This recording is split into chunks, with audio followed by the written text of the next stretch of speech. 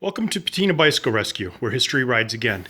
Today we're bringing you our completed 1972 Schwinn Paramount. This was the sixth frame in October of 1972 that they worked on. That is based off of the serial number. Bike turned out really well. Kind of had my initial video, I talked about trying to keep it as original as possible. The bike had a bike rack on back here, which you can see there in the background. It had a air pump attached here, and I was going to try to save the cable housing. And started thinking about it, and honestly, a couple of people contacted me off the first video through YouTube and Facebook and said, you know, those things look really, they don't look so good on the bike. I would lose them. And I had to agree. And then I had to stop and think. I always work with the thought with these bikes that I'm collecting anyways, the bikes I collect for myself. I want originality. I want them like the day I found them. And that's the bike's history, and I want to preserve it. In reality, it kicked in with this bike is in the decision to lose the rack, lose the air pump, was that I'm part of this bike's history as well. And I'm going to make little changes that are aesthetic to me that, adds to the bike. I don't know that rack came out of it in 1972. It came on the bike. I don't know the air pump when it was added on or not. So that's where I finally said, I am part of this history too, of this bike, and this is what I want to do to it. And so here we go. Obviously, it needed handlebar tape. And I saw one online, another Paramount of this color, which is a unique color. My understanding, you don't see a lot of Paramounts in this color.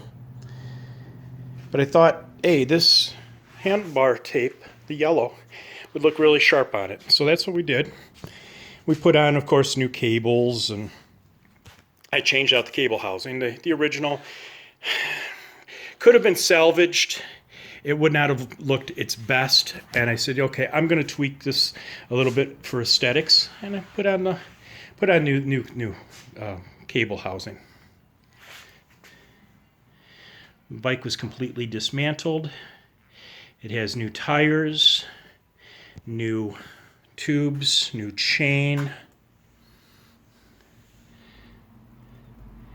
And then working on the bike and talking to others about it who saw my first video, there came into question the Sun Tour Sprint derailleur back here. This may not be the original derailleur. It probably has been switched out somewhere in time. And my guess is based on the story I heard of this bike. It was purchased in 1978 by the gentleman's father that I bought it from. He was told it was a 1975. Well, clearly the serial number shows it to be a 1972. I believe that when the bike was sold from the original owner to the second owner, he wanted to make the bike sound a little bit newer, and he told him it was a 75. No, it is a 1972. But in turn, he probably is the one who changed the derailleur. Maybe he liked the derailleur that was on here, came with the bike, and took it off. That's my guess, because if he was telling him a different age, then he probably wasn't 100% with that. And that's where we get into then where, the bike again, everybody who owns it is going to put a little tweak to it to make it their own and personalized. So maybe he did that to sell the bike and keep the better derailleur, or felt it was better. Maybe the second owner, maybe I'm completely wrong, and he's the one who changed it out, and for whatever preferences he had. Bottom line is, I'm leaving it behind. It's going to stay this way. This is how the history of the bike came to me. I've put my little tweaks onto it, and this is what we've come up with. Now, with the saddle, yes, rough, but I like that appearance. I like the fact that again, I'm holding on to some of the original aesthetics of the bike. Anybody else probably would say, hey, let's get a new seat on here. I cleaned this one up and oiled it, and it's faded and worn and cracked. But to me, I like that look for this bike. Collectible bike, unusual color. Don't find a lot of them. But I wanted to hold on to that old seat as not looking to jack the value and say, hey, this is a $3,000 bike. I'm happy with it at any price value. And just, to me, I wanted to keep more of the old of the bike than completely change it out. We will have a video coming up soon of another old 10-speed. And I should say this is a 15-speed. That we're going to really customize it up and make it real modern. I'm going over some ideas right now with that on that bike. And we're going to do that. So this is a blend of third owner puts his input into it. First and second owners had put their input into it. Here the bike is as of today.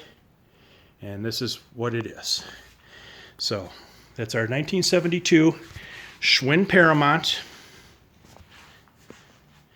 from October. It was the 6th frame. I could not determine where it was built. I am aware that Paramounts some were built in Wisconsin. I believe, correct me if I'm wrong, some were built in Chicago. Not 100% on that fact. And in turn, not 100% sure of which factory this bike would have came out of, but based on the serial number, we could tell that it was the 6th frame for that specific month. So thank you for visiting Patina Bicycle Rescue. You can find me on Facebook. You can find me on YouTube, Patina Bicycle Rescue. You can reach out to me through email, patina-bicycle-rescue@aol.com. Patina Bicycle Rescue, where history rides again.